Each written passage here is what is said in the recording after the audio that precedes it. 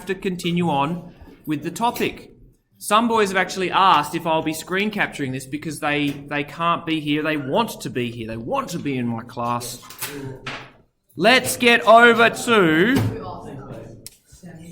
Let's just get over to page number 9, please. We will go back and we'll work... Shh, guys, shush. We will go back and we'll finish the questions. But I need you to be sure that we're familiar with the speed equation, which is distance divided by time. You've got your distance in meters, your time divided by seconds. That will give you the speed or the velocity, okay? So here's a question. A student is standing in a playground. The student strikes an aluminium fence and his friend places his ear on the aluminium fence. Now that pressure wave is going to travel through the aluminium, and it's going to travel through the aluminium at a speed of 6320.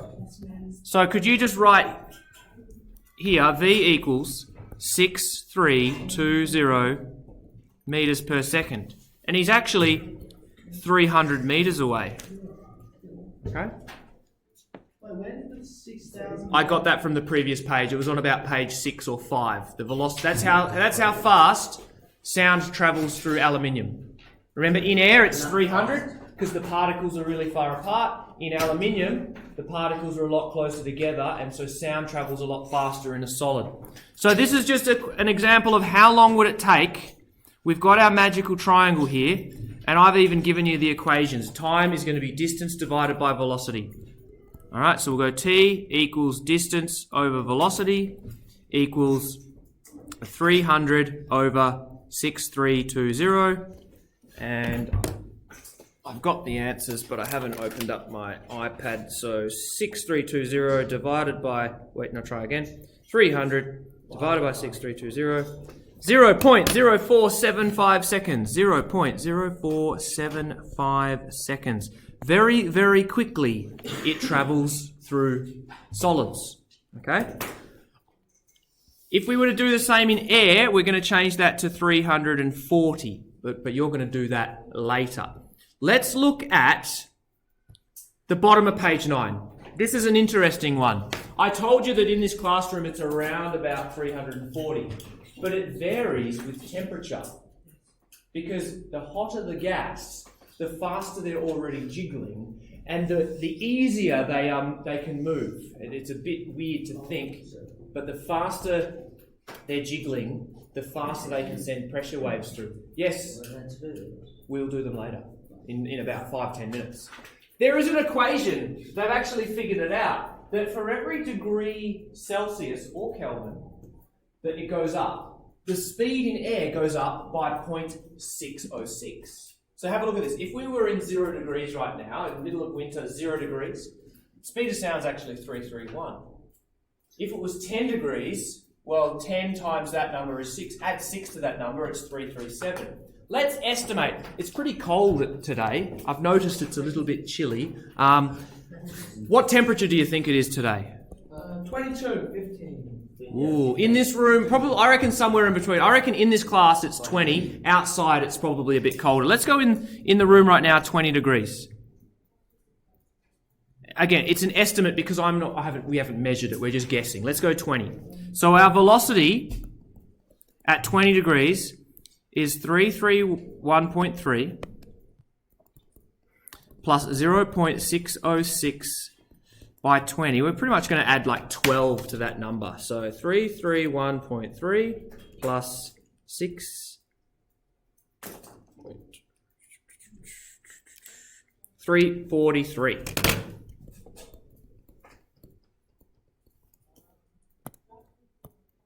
Okay. So it's, on a hot day, travels faster. On a cold day, travels slower. You don't need to, unless you're given the temperature, you'll probably be given the speed as either 342 or 346. It will be given to you, okay? You don't have to have a thermometer sitting there when you're doing your test. You'll just be given the speed, okay? All right, so I'm leaving some gaps. Let's go now. For some strange reason, I put this in page 11. Could you go to page 11, please? Por favor. Now, sonar is pretty cool. It uses pulses of sound, and knowing the speed of the medium, it measures the time it takes for the echo to return back. And then it uses the speed equation to figure out how far the object must be away. Can everyone be quiet? Can you hear this ticking? Yeah. Quiet? Yep. All right. This is a motion detector. What it's doing is it's sending out a high frequency burst of sound. And that obviously travels at the speed of sound. It's going to strike the object. Now at the moment it's pointing at the ceiling, okay? So it strikes the object, and when it sends out a pulse, it then listens. It's got a microphone in there, and it's going to hear an echo. All right, so it travels up, hits the roof, travels back down, and it measures the time difference. And then it goes, oh, I reckon the speed of sound in this room is around 342. It does some quick mathematics, and it spits out a value on the screen. Okay? What's it say? Hey. 1.74. All right? Now, if I was to bring this a bit closer, what is it now? 1.3. If I pointed at Sachin, who shouldn't even be sitting there, what's it say now? I just realised. So, It's 1.2. now really, Sachin should be about 7.2 metres away from me right now, in his seat where he should be. All right. Oh my God. Anton, what's up? If you have that facing somewhere and the platform it sounds hidden is on an angle, would it bounce? Absolutely. So it needs a flat surface. So it's obviously, if you look at the ceiling has all of these weird shapes. It might strike that light and get back a little bit quicker, in which case it would give me the distance of the light and not the distance of the ceiling. Okay, so yeah, it's listening for the quickest, the fastest echo back. It goes, that object must be this far away. But here's the problem: on a cold day, it's using the speed of sound might be a bit slower, and so it might take a little bit longer to get to that distance and back. Right? And it thinks that speed's a little bit faster, so it thinks that the object's a little bit further away. That's the one problem with these devices. In a classroom, you might have 20 degrees, and then in summer it might be 30 degrees. We might have a 10-degree range, and that might affect our answer. But let's have a look at finding an equation for sonar. Let's figure out the equation that this object is using. Hold on, hands down. I know you're all excited. Let's say that we have our little speaker, and we send out our pulse. It strikes the ground, and then it reflects back. This is a bit hard to do, but there's your return, and then there is your outgoing. Now, if you have a distance d, okay, and it's travelling out with a wave speed, all we're going to do with our wave equation is go, instead of velocity equals distance over time, we're going to write 2d over time. Because the sound, just write the sound has to travel half the distance. Sorry, try that again. Twice the distance. So right now, if my Logger Pro is saying that the roof is 1.77 metres away, well, it had to travel 3.5 to get back to the source. Okay? So that's pretty much it. Let's just do one example. Let's suppose that if we're in water, let's say that V is around about 1,500 metres per second. Let's use this boat as an example. Okay? How about the transmitter is on an angle? Oh, it's just okay. Well, just so that you can see the difference between the transmitted pulse and the reflected pulse. Normally, that's here's the issue. See how I've got both overlapped? It's difficult to see. Yeah. So they've just sort of spread it out so that you can see that they are different waves. One's going out, one's returning. Normally on a boat, it would be the same thing, just like this. It would be in the same spot. So you don't have to worry about any hypotenuse or anything like that. Hold on. Let's say that the boat sends out an ultrasonic pulse, and it measures the time return to be, let's go, 50 milliseconds. That's 0.050 seconds. All right, so less than 1/10 of a second, bing, it gets the ping back. It gets the reflected wave. So all we're going to do is use that equation to figure out how far we're out. Well, so we'll go 2d equals v times t. All right. How did I get to that equation? Where did I put my thumb to figure out the equation? Over the 2t. Over the 2d. Velocity times time gives me twice the distance. What mathematical operation must I do next to get d on its own, Sam? Put the denominator of 2 below v and t. Good, so we'd divide both sides by 2, and we would get d equals vt over 2. So let's throw everything in now. 1,500 metres times 0.05, that would be the total length. We only want half of that.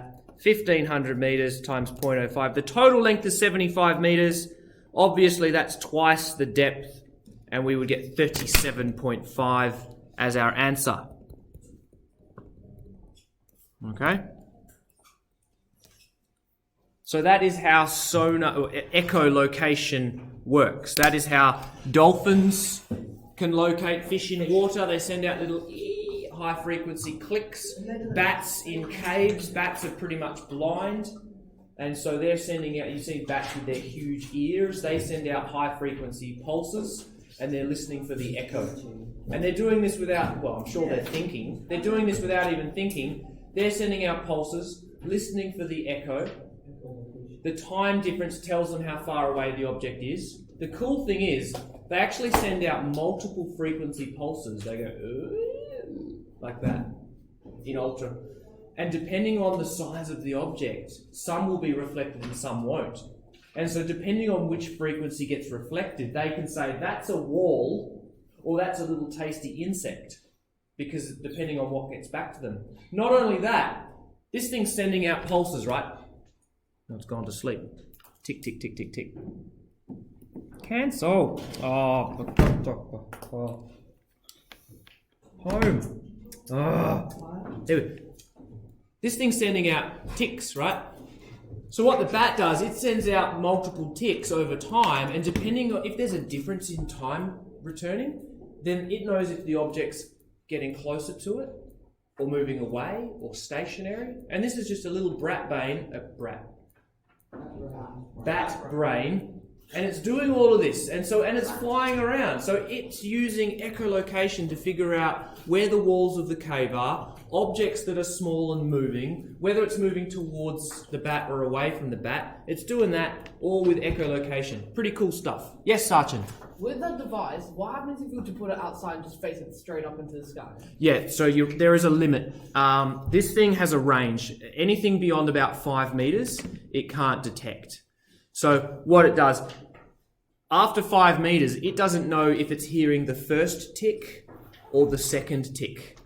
And so it's taking a pulse and then listening. And if it hears nothing, it goes, sorry, don't know where you are. But if it gets it back within a certain time, it goes, aha, it's 2 meters away. Yes, Liam? Does the temperature of the water affect how fast it slows down? Yep, there would be an equation, absolutely, yes. But again, that's a bit difficult. It's dependent on density and pressure and temperature. In a question, you would be given the speed. You wouldn't have to worry about temperature, okay? All right, now, that's pretty much it. So we have pages 10 with questions, and 9 with questions, and 8 with questions, and 7 with questions. I reckon 6. You probably would have done 6 at the end of yesterday's lesson. So you have 7, 8, 9, and 10. Could you get going? Is this the holidays? No, now. Now. I have so much faith in your abilities. I reckon you'll get them all done before the end of the lesson. Okay? We'll see how we go. All right, so we'll get that done.